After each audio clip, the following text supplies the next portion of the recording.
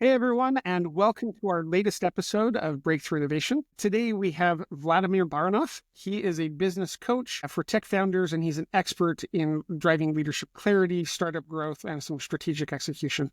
He's worked over 20 years in the space. He's advised over 150 individuals, 30 companies in helping them scale and align their leadership. And he's really passionate about helping tech leaders avoid some of the common pitfalls like misalignment, like burnout, like imposter syndrome. I think what's one interesting thing for me is that he ensures founders don't just build a great technology, but they also build a great company.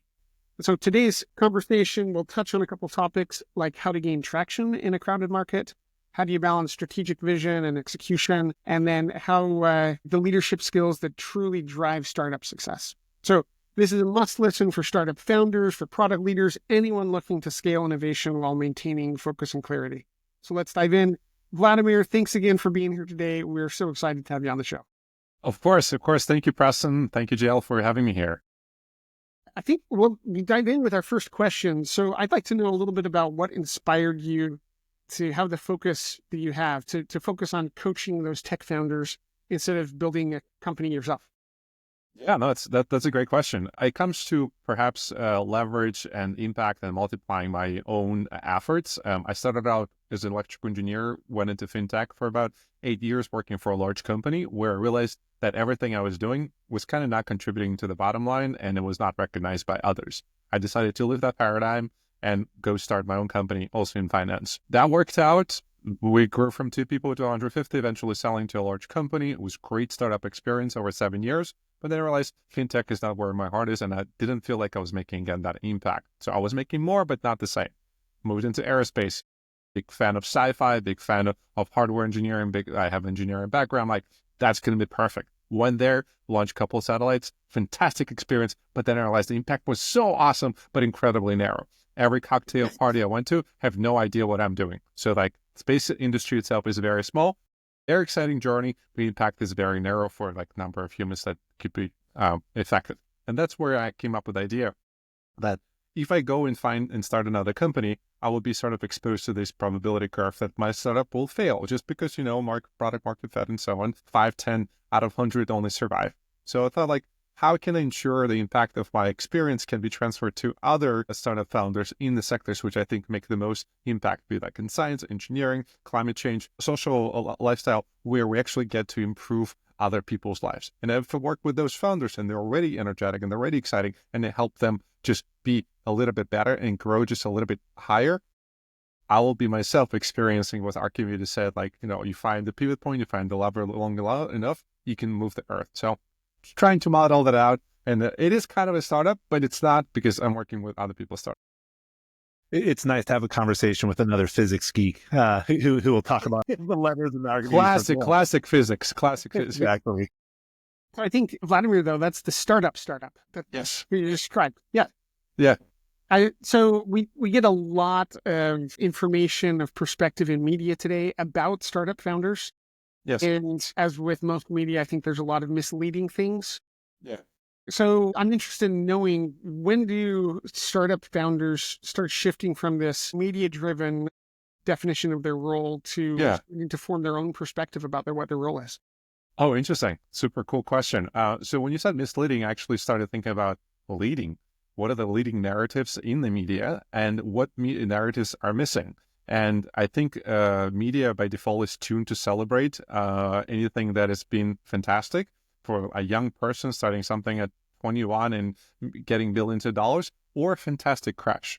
And nothing in between gets covered because it's boring. Nobody cares in the outside world that you started 25 different businesses and all of them kind of did not gain traction. You did not fail, you did not succeed, but nothing really happened from perspective of outside world. And so I think when a lot of startup founders start their thing, they're expecting a lot of, or total success.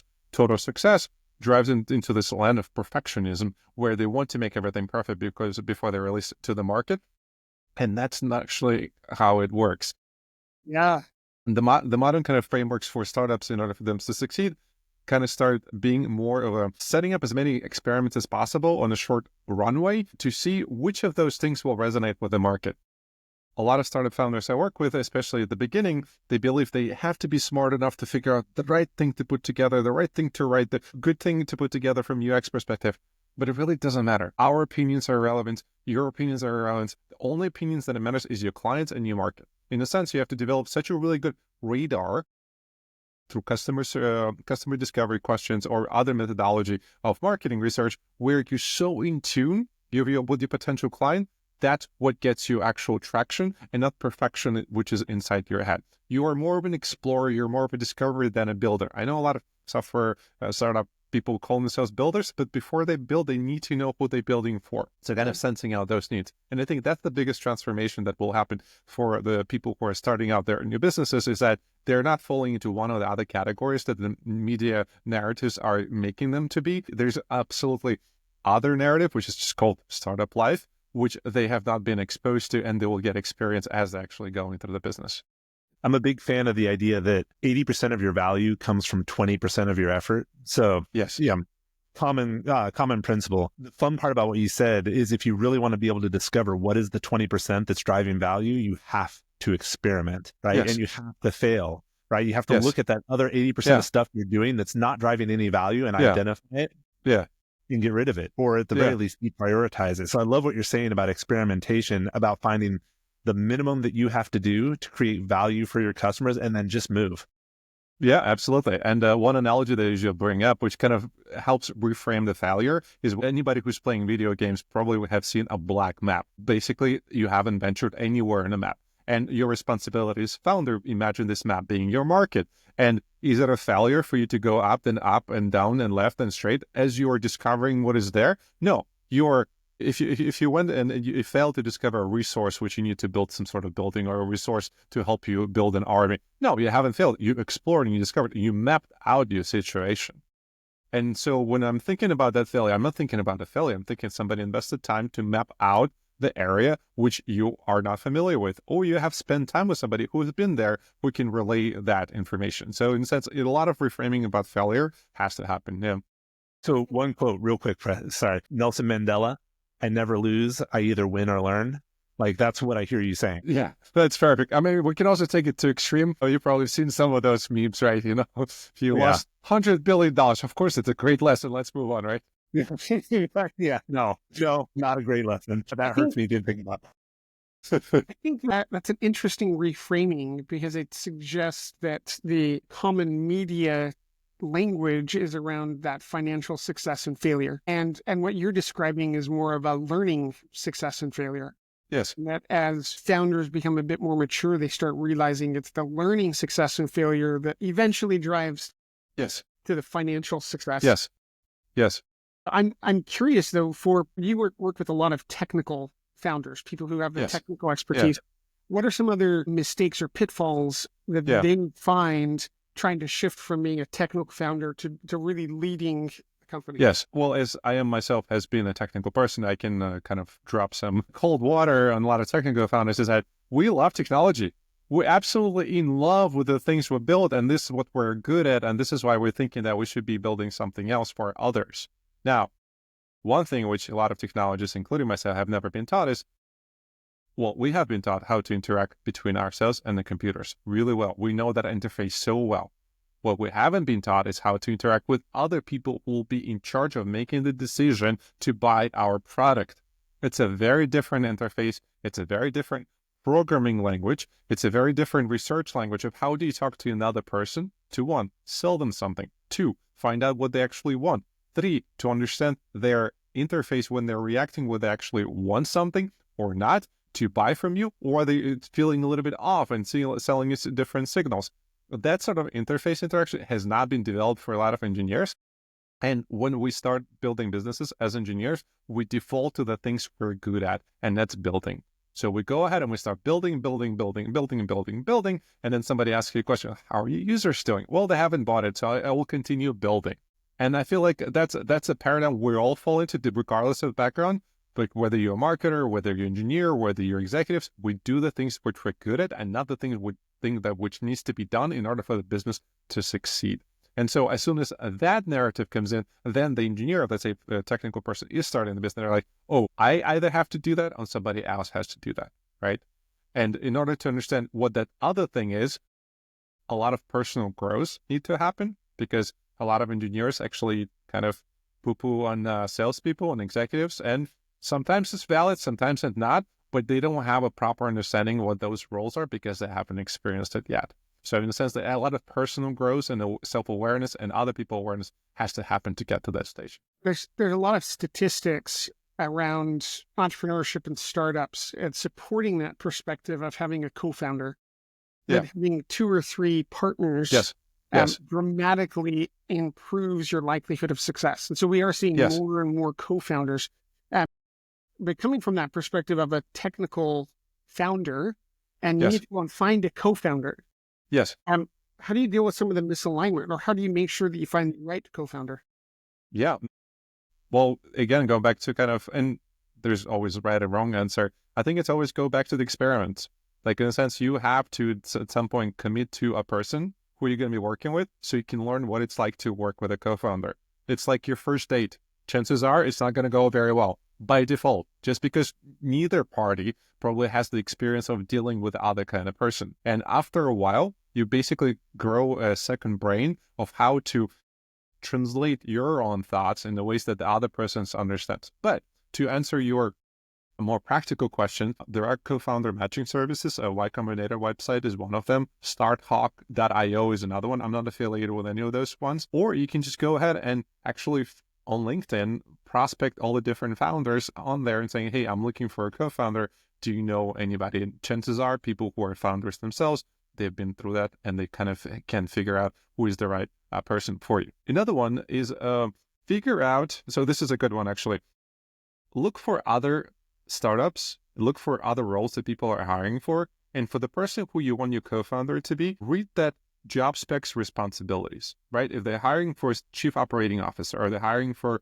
a chief information officer or chief marketing officer, what are the things they're going to do? What are they responsible for? And as you're talking to that person, you can ask you questions from perspectives of those things, but it will also require you to do a little bit learning what those responsibilities are. What is content capture? What is content generation? If we're talking about marketing in person, what does it mean to get into editorials? Like, I know you might not be thinking about it as a very sophisticated thing at the moment, but once you start learning, you'll understand that you have to have this sort of complex understanding and narrative about this other person in order to get close and understand who they are, because it's really hard to figure out if they're good or not. And this is another paradigm kind of situation that comes in where you have to learn about something that you're not expert at, and you have to do it quick. And the only way that I know to do it is actually to hire 4 people at the same time or 3 people at the same time and benchmark against each other. So this way, at least you have some sort of benchmark variation that helps you drive, and not in absolute terms, of who is the right person to work with yourself. Yeah. I think it's also important to make sure we have a tendency to want to look for people who are like us, even if they have different skills. I think there's a lot of value in ensuring there's some form of diversity of thought there that helps lead you towards new and creative solutions. Although I'm not sure if we're allowed to use that word anymore, because I heard heterogeneous is a new thing. So like I support heterogeneous teams. Yeah. And definitely having that difference in background. In many ways, I'll just use JL and I for an example. In many ways, we have a lot of similar perspectives, but JL comes from the software development and he has a degree in computer science, and I have a degrry in operations. And so even though we've come to some similar points, we have very different backgrounds. We have different perspectives on the work and how to do the work. Yeah, no, for sure. It's almost like you're running different AI models or something like that. Yeah, essentially. Yeah. So we're getting to that point of wrapping up. 15 minutes goes by. No, for sure. Yeah. So Vladimir, if you could give one piece of advice to some other first-time founder, what would it be? What would that one piece of advice be? I would say learn how to be in other people's shoes. Be that market who is making decisions on your purchase, not using your logic, but using their logic. And that will also help you to work with other people like co-founders and people that you hire. So in a sense, you're removing yourself from the head and becoming this natural explorer and discoverer of other people's personalities. And that's truly gaining empathy, putting yourself in their shoes. Yes. I love that. Love that. And thanks, Vladimir, for joining us today. Before we wrap up, where can people connect with you? What's the best way to get in contact with you if they want to partner with you or connect? Yeah, great question. It's actually on my website, humaninterfaces.co/podcast. And if you are able to do that within the next 10 days, I'll give you 2 complimentary sessions for coaching. That's a great deal. Yeah. Vladimir, thanks again for the great conversation. It's been wonderful to have you on. I love the points about perceiving failure in a different way and iterating and making sure that you gain empathy for others. All great points. To everybody else, thanks again for joining us today, for actually making it to the end. We'd love it if you would leave a rating or a review wherever you're listening to the podcast. And if you know anybody who's looking to drive innovation or to scale their impact, make sure to share this episode with them. And last point is make sure to take something from the episode today and apply it into your life. And then let us know how it went. We love hearing back from you. And thanks again. And we'll see you next time on Breakthrough Innovation.